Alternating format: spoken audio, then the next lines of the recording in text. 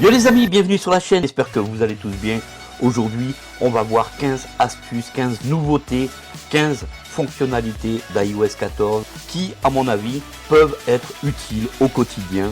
Les 15 meilleures nouveautés qui me plaisent sous iOS 14. Surtout, n'hésitez pas à vous abonner à la chaîne pour suivre toutes les nouveautés, tests et astuces high-tech. C'est parti les amis pour les nouveautés iOS 14 et les astuces, les nouvelles fonctions. On y va. Donc tout d'abord, voilà, on a déjà présenté, c'est les widgets. Je vous ai déjà présenté une petite vidéo à ce sujet. On va passer à une fonction qui est passée au travers de beaucoup de vidéos. On peut s'apercevoir ici qu'on a une petite barrette. Et cette barrette, si on pose le doigt dessus et qu'on tire, on peut s'apercevoir qu'on va aller très vite dans le déplacement des pages. Vous pouvez vous apercevoir ici, c'est ultra rapide. Mais tout en restant positionné sur cette petite barrette, si vous posez votre doigt à côté, regardez ici, tout simplement, on a un petit effet waouh, puisque là, on a rassemblé toutes les pages qui sont sur notre iPhone, et vous avez, comme le titre vous l'indique, vous pouvez donc modifier les pages, et ça, c'est une fonctionnalité plutôt cool, que je trouve assez sympathique. Autre nouveauté sympathique, c'est Siri qui ne prend plus l'intégralité de votre écran. Lorsqu'on appuie sur son bouton, on a tout simplement un petit rond où Siri vous écoute. Je trouve ça assez sympa que Siri soit minimisé de cette façon pour avoir plus de visibilité sur notre écran d'accueil. Tout a été minimisé dans Siri puisque lorsqu'on envoie un message à Antonio. Que souhaitez-vous dire? Salut, je t'appelle tout à l'heure. Dois-je l'envoyer? Non. Très bien, je ne l'envoie pas tout de suite. Voilà, donc lorsqu'on va faire aussi un message, on peut s'apercevoir que Siri ne prend plus du tout l'intégralité de l'écran. Un petit encart se fait en haut de votre iPhone et vous avez un aperçu direct de ce que vous êtes en train de faire avec Siri. Ça, c'est plutôt cool. Gros avantage aussi avec Siri, pour envoyer un message vocal, on n'a plus besoin d'ouvrir l'application message. On demande à Siri d'envoyer pour nous un message vocal. On va le faire ensemble. Envoyer un message vocal à Antonio. Entendu, j'enregistre. Salut Toto. Parfait. Dois-je l'envoyer à Antonio? Non. Très bien, je ne l'envoie pas tout de suite. Voilà, donc on est maintenant capable d'envoyer des messages vocaux directement à nos interlocuteurs sans avoir besoin à appuyer sur quoi que ce soit. Et ça, c'est une grosse nouveauté iOS sur Siri, plutôt cool. Alors une nouveauté plutôt sympathique, c'est dans Notes. Lorsque vous rentrez dans Notes, on va faire une nouvelle note.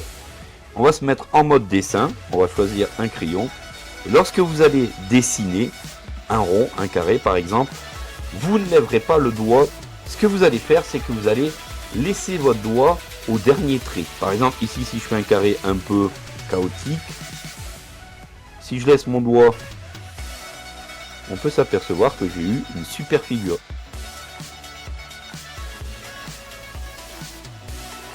Et regardez, par miracle, même en étant très maladroit au niveau des traits, on a des super traits. Ça peut être super pratique, par exemple, lorsque je vais faire un triangle.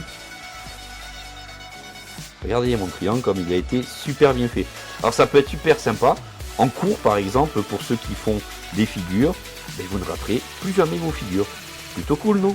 Super sympathique aussi, c'est de pouvoir aller sur Safari, se mettre, donc rechercher une vidéo à partir de YouTube, puisque attention, le picture in picture ne fonctionnera pas sur l'application YouTube elle-même. Vous pouvez par exemple chercher une musique et les mettre en tâche de fond tout en continuant votre travail. Par exemple ici, si je lance cette vidéo, on me demande si je veux la lancer dans YouTube, on va dire non. Voilà, donc la vidéo s'est lancée, et si je swipe rapidement du bas vers le haut, je peux faire donc du picture in picture. Je peux déplacer. Je peux, si je le désire, augmenter ou diminuer la taille de cette vidéo. Franchement, c'est super sympa. Ceci fonctionne avec FaceTime. Vous avez donc des possibilités sympathiques de pouvoir utiliser le Picture in Picture avec votre iPhone. Plutôt cool, non?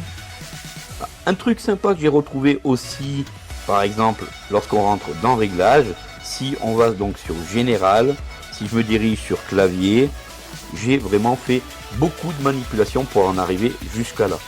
Et bien ici, tout en haut, si vous posez votre doigt, vous faites un appui sur le bouton en haut à gauche, un peu plus appuyé, vous avez un petit menu contextuel qui s'ouvre ici et qui va vous faire revenir par exemple directement sur la page d'accueil Réglages. Et ça, c'est plutôt cool et rapide. On va rester dans Réglages et on va descendre jusqu'à Appareil photo, puisque là aussi dans iOS 14, il y a une fonctionnalité qui est apparue très sympathique. On va la voir tout de suite ensemble. On va tout de suite rentrer dans Appareil photo. Et dans Appareil photo, c'est là où il y a quelques petites fonctionnalités sympathiques.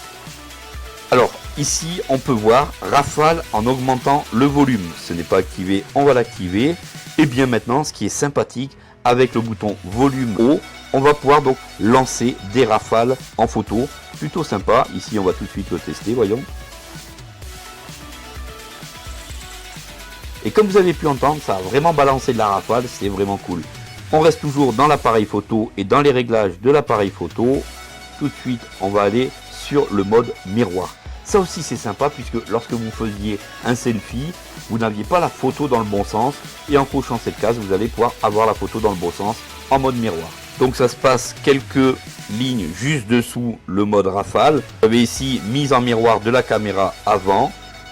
On le valide. Et maintenant, lorsque vous allez prendre vos selfies, vous serez dans le bon sens. Nouvelle fonctionnalité encore. Apple essaye de concurrencer Google Traduction avec sa propre application Traduire et a développé sa propre application Traduction qui vient tout juste de faire son apparition sous iOS 14. On a donc les possibilités, alors des langues, il y en a tant et plus. On a donc les possibilités de traduction et on peut même télécharger les langues pour traduire lorsque vous voyagez dans d'autres pays. Ça c'est plutôt sympathique aussi à avoir dans son iPhone. Si vous êtes un grand voyageur bien sûr. Alors ce qui est génial aussi, c'est que lorsque vous naviguez et que vous recevez un appel, ceci n'est plus pris sur l'intégralité de votre écran. Vous avez un tout petit bandeau en haut qui vous dit que vous avez un appel entrant. Vous pouvez donc décrocher cet appel et sans problème, vous allez même pouvoir aller naviguer tout en discutant avec votre interlocuteur. Et ça, c'est plutôt un bon point aussi par rapport à iOS 14. Lorsque vous vous dirigez sur Réglages, il y a une nouvelle fonction qui est nommée donc écran d'accueil. Et cette fonction est plutôt sympathique puisque lorsque vous allez télécharger des applications, vous allez donc soit demander à cette application d'être mise sur votre écran d'accueil ou qu'elle soit mise dans la bibliothèque d'applications. Et votre application apparaîtra dans cette bibliothèque. Plutôt cool et ça évite d'engorger votre iPhone de X applications sur X pages.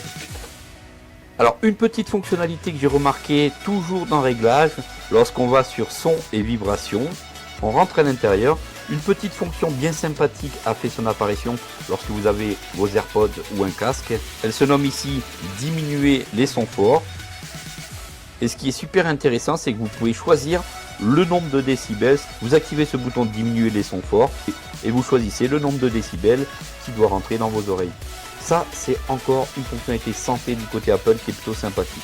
Voilà donc pour ces nouvelles fonctionnalités sous iOS 14 qui m'ont le plus plu. N'hésitez pas à vous abonner à la chaîne si vous voulez en savoir encore un peu plus, puisque je ferai d'autres vidéos. Il y a d'autres sujets à traiter sous iOS 14, Android et plein d'autres choses encore. Donc abonnez-vous, likez cette vidéo, partagez-la avec vos amis. Et je vous dis donc à très vite pour une prochaine vidéo.